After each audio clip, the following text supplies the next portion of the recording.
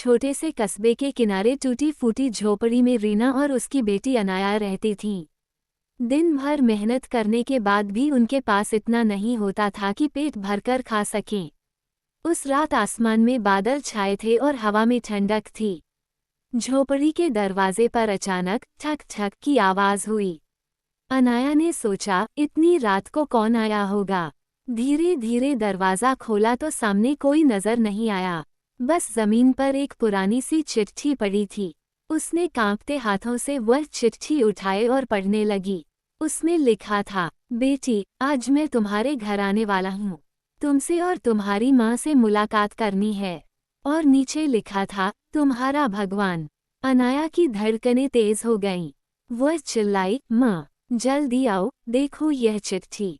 रीना ने चिट्ठी पढ़ी और हंसते हुए बोली, अरे पगली, ये किसी शरारती लड़के की नटखट हरकत है। भगवान ऐसे थोड़े ही आते हैं।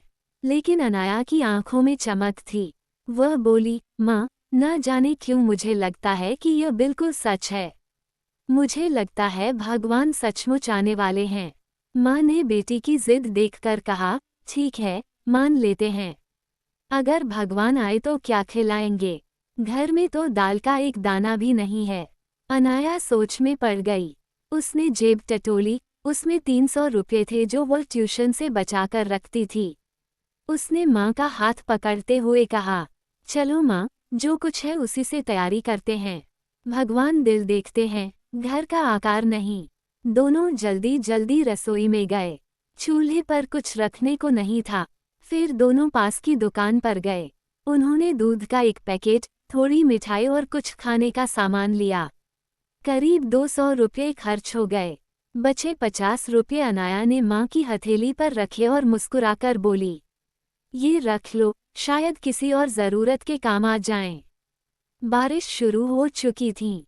ठंड भी तेज थी। एहतियात के लिए उन्होंने रास्ते से एक सस्ता सा कंबल और एक छाता भी खरीद लिया। उन्हें लगा अगर भगवान सचमुच आए तो आराम से बैठ सकें। ऑटो पकड़कर जैसे ही घर लौट रहे थे, तभी रास्ते में देखा कि एक औरत अपने छोटे से बच्चे को गोद में लिए खड़ी थी और उसका पति पास में छतरी के बिना बारिश में भीग रहा था। बच्चा बुखार से तप रहा था और दंपति के पास कुछ खाने पीने को भी नहीं था। अनाया का दिल पिघल गया। उसने ऑटो रुकवाया और माँ से कहा, माँ, देखो न, ये बच्चा कांप रहा है। हमें इन्हें छोड़ना ठीक नहीं होगा। रीना ने बेटी की आंखों में देखा और समझ गई कि अनाया क्या करने जा रही है। बिना कुछ बोले उन्होंने सिर हिला दिया।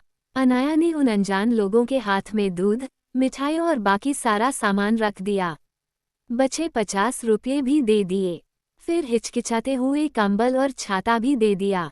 वह बोली, मेरे पास अभी इतना ही है, कृपया इसे स्वीकार कीजिए। भगवान मदद जरूर करेंगे। वह दंपति रोने लगे और हाथ जोड़कर आशीर्वाद देने लगे। अनाया जल्दी जल्दी घर लौटी। मन में ये ख्याल उमड़ रहा था कि कहीं भगवान घर पहुंचकर लौट तो नहीं गए। दरवाजे पर माँ खड़ी थीं। उनके चेहरे पर अजीब सी चमक थी। उन्होंने कहा, अनाया, अभी थोड़ी देर पहले फिर से कोई चिट्ठी आई है। अनाया ने कांपते हाथों से चिट्ठी खोली। उसमें लिखा था, बेटी, आज तुमसे मिलकर बहुत अच्छा लगा।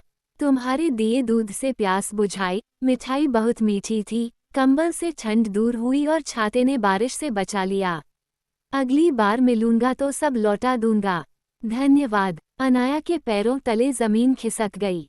वह बाहर भागी और सड़क पर देखा, मगर वहां कोई नहीं था। चिट्ठी के आखिर में लिखा था, मुझे खोजने बाहर मत आना। मैं हर उस जगह हूँ जहाँ सच्चा प्रेम और निस्वार्थ भाव है। जब भी किसी ज़रूरतमंद की मदद करते हो, समझ लो वही मेरा सच्चा दर्शन है। अनाया फूट फूट कर रो पड़ी और माँ से लिपट गई।